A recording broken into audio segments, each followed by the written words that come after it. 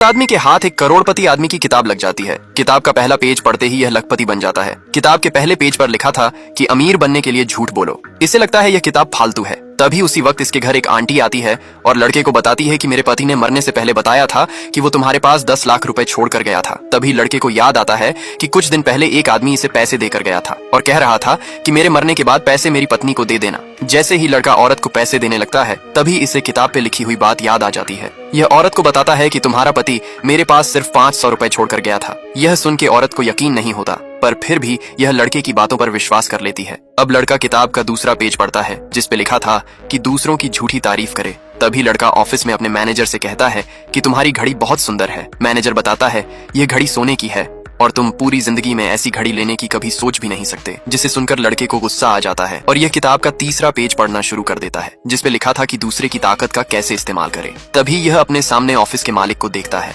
यह मैनेजर से कहता है तुम्हारे पास जो घड़ी है वैसी ही दिखने वाली एक घड़ी मुझे ऑफिस के मालिक ने गिफ्ट दी थी, पर वो मुझसे खो गई है। तभी लड़का ऑफिस के मालिक से इशारों में पूछता है समय क्या हुआ है। मालिक कहता है तुम्हारी घड़ी कहाँ गई। यह सुन के मैनेजर अपनी घड़ी उतार देता है। इसे लगता है ऑफिस का मालिक इस लड़के का रिश्तेदार है, जिस वजह से यह घड़ी लड़के को दे देता है।